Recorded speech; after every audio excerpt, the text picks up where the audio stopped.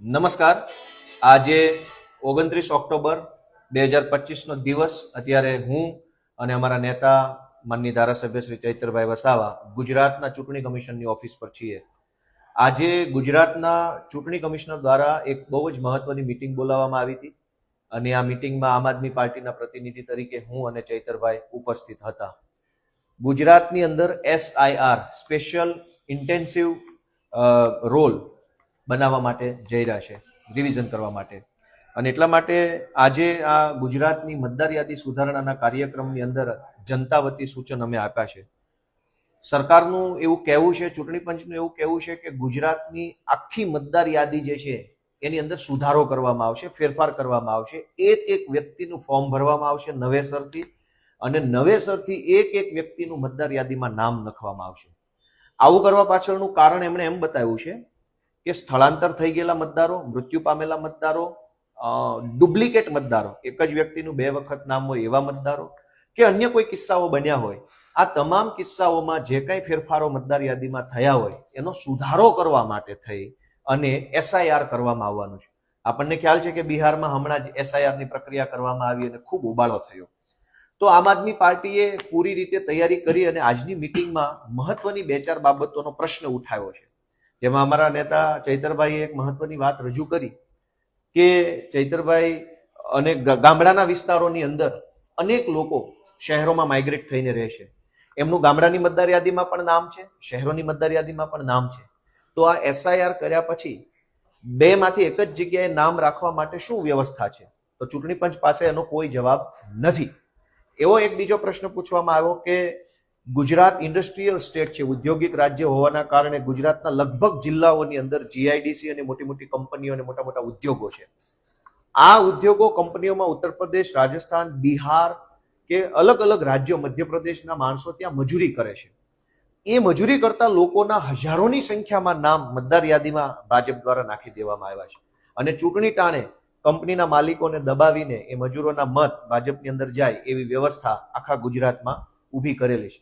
અમે આજે ચૂંટણી પંચને પ્રશ્ન પૂછ્યો કે ઉત્તર પ્રદેશની મતદાર યાદીમાં પણ નામ હોય અને રાજકોટની GIDC માં રહેતા મજૂરનું નામ રાજકોટમાં પણ હોય તો બંને નામ ચેક કેવી રીતે કરશો? આ પ્રશ્નનો ગુજરાતના ચૂંટણી પંચ પાસે હાલમાં કોઈ જવાબ નથી કે આવું ચેક કેવી રીતે કરવાનું. અમે પૂછ્યું કે કરોડો રૂપિયાનો ખર્ચો કરીને, હજારો માનવ કલાકો બગાડીને આખા રાજ્યનું વહીવટી તંત્ર આની અંદર લાગી જવાનું છે. એક એક માણસ લાઈનમાં ઉભો રહેવું પડશે. ગરીબ હશે, મજૂર હશે, અભણ હશે, અશક્ત હશે, અપંગ હશે, બીજી ત્રીજી રીતે જે લોકો હશે બધા ખૂબ હેરાન થશે. અને આટલું બધું કર્યા પછી પણ જો રાજ્યનું ચૂંટણી પંચ કે કેન્દ્રનું ચૂંટણી પંચ ડબલ વોટરને પકડી નહીં શકે કે બિહારમાં પણ નામ હોય અને રાજકોટમાં પણ નામ હોય અથવા તો જુનાગઢમાં પણ નામ હોય અને અમદાવાદમાં પણ નામ હોય, જો એને પકડી નહીં શકાય ડબલ વોટરને, તો પછી આટલી મોટી પ્રક્રિયા કરવી જોઈએ નહીં. મેં પુરાવા તરીકે મારા હાથમાં એક પુરાવો છે. આ પુરાવો મેં રજૂ કર્યો. આ બે ફોટો ઢાંકી દઉં છું. આ ફોટો ગુજરાતના એક મહિલાનો છે.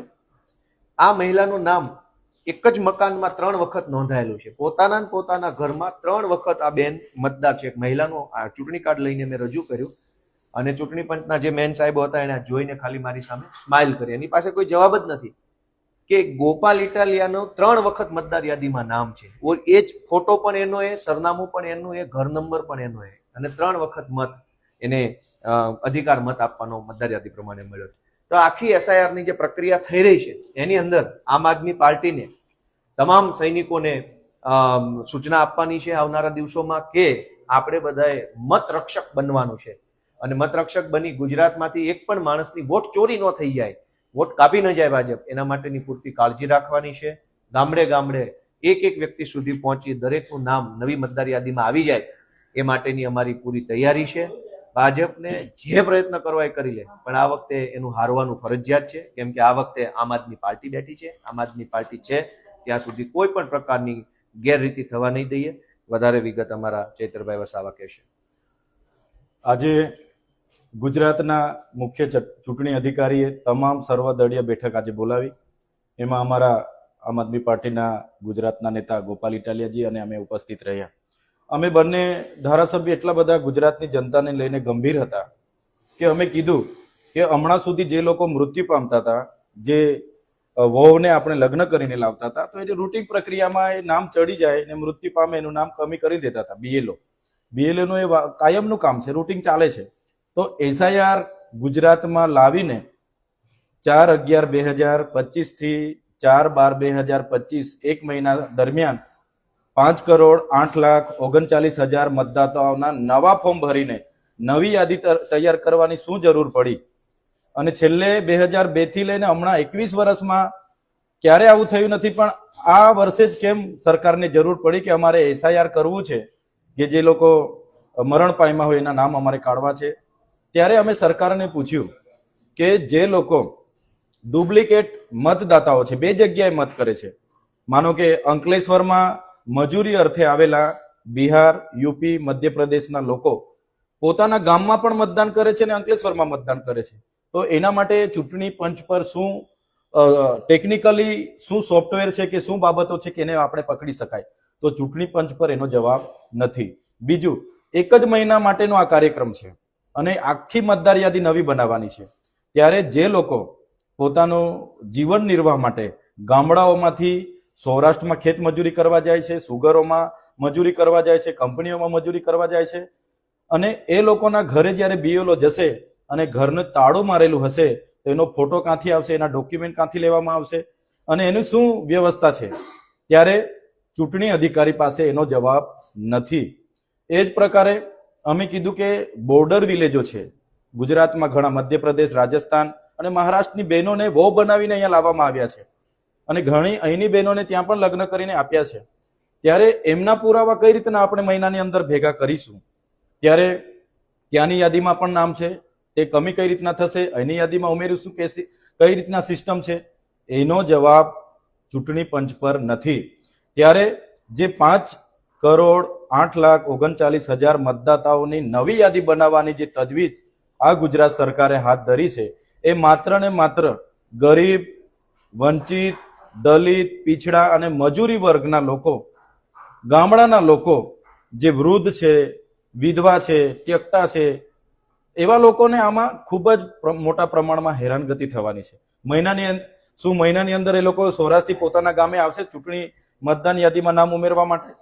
શું એ લોકો રજા પાડશે કંપનીમાં? શું એ લોકો સુગરમાં અઠવાડિયું રજા પાડીને ઘરે જવાના છે? નથી જવાના. ત્યારે આવી ગંભીર બાબતોમાં પણ જે રૂટિન પ્રક્રિયા ચાલે છે એને ફ્રીજ કરી દેવામાં આવી છે અને આખું જે એસઆઈઆરના નામે જે પ્રજાના ટેક્સના અબજો રૂપિયાનું રાંધણ થવાનું છે, લાખો માનવ કલાકો આમાં બગડવાના છે, અધિકારીઓ આમાં હેરાન થવાના છે. ત્યારે સરકારને અમારે વિનંતી છે, સરકાર આમાં કોઈ ગંભીરતા નથી, એની પાસે કોઈ ટેકનોલોજી નથી કે કોઈ લિંક નથી કે ડુપ્લિકેટ વોટરોની સ્કીનિંગ કરી શકાય. ત્યારે સરકાર આ બધી કરવાની જગ્યાએ જે રૂટિન પ્રક્રિયા ચાલે છે એ કરે. અમે અમારા તમામ બીએલએ અમારા બૂથ લેવલના એજન્ટો છે એમને અમે સજાગ કરી દઈશું. ક્યાંય પણ ભારતીય જનતા પાર્ટી એવા નાગરિકોને જેના મત કપાઈ જાય છે એ વોટ ચોરી ના થાય એની તકેદારી રાખીશું. અને જે પ્રકારે ચૂંટણી પંચનો રવૈયો રહ્યો છે, હમણાં આવનારા દિવસોમાં સ્થાનિક સ્વરાજની ચૂંટણી આવવાની છે. હમણાં તમે જોયું હશે 15 મ્યુનિસિપલ કોર્પોરેશનો, 80 જેટલી પાલિકાઓ અને 250 જેટલા તાલુકા પંચાયતો અને 32 જેટલા જિલ્લા પંચાયતોની ચૂંટણી આવવાની હતી. એની જગ્યાએ યાદી ફ્રીઝ કરીને નવી એસઆઈઆરની યાદી 7 ફેબ્રુઆરી 2026માં બહાર પાડવાની વાત કરી છે અને બાદમાં ચૂંટણી કરવાની. ત્યાં સુધી વહીવટદારો રાજ કરશે એવી વાત જ્યારે ચૂંટણી પંચ કરતું હોય, એટલે આ ગુજરાતની જનતા લોકશાહીમાં ખૂબ જ ગંભીર બાબત છે. પ્રજાના ટેક્સના પૈસાનું રાંધણ થવાનું છે, લાખો માનવ કલાકો જ્યારે બગડવાના છે. ત્યારે અમારે તો ચૂંટણી આયોગને નમ્ર અપીલ છે, ચૂંટણી પંચ એ સંવિધાનિક સંસ્થા છે, કોઈના પણ દબાણમાં આવ્યા વગર બાબા સાહેબ આંબેડકરે બંધારણમાં બધાને એક મત નાખવાનો અધિકાર આપ્યો છે. એ અધિકાર છીનવવાનો પ્રયાસ કોઈ પાર્ટી કે કોઈના ઈશારે ચૂંટણી પંચ એ ગુનો ના કરે એવી અમારી સૌ વતી અપીલ છે. અને આવનારા દિવસોમાં ગુજરાતની જનતાને પણ અમે કહીએ છીએ કે 1 મહિનાનો સમય છે. આપણે આધાર કાર્ડ અપડેટ કરાવવા માટે 3-3 મહિના લાઈનો પર હતા, રેશન કાર્ડ કેવાયસી કરાવવા માટે 4-4 મહિના લાઈન પર હતા. ત્યાં નેટવર્કો નથી, ગામડાઓના ઇન્ટરિયર એરિયામાં આ બધી તકલીફો ઊભી થવાની છે. ત્યારે બધા તકેદારી રાખે અને આ એસઆઈઆરના નામે આપણો મત આપવાનો અધિકાર છીનવાઈ ના જાય એ માટે આપણે બધા સજાગ રહીને આનો સામનો કરવા માટે પણ તૈયાર રહેશો એવી સૌને હું અપીલ કરું છું.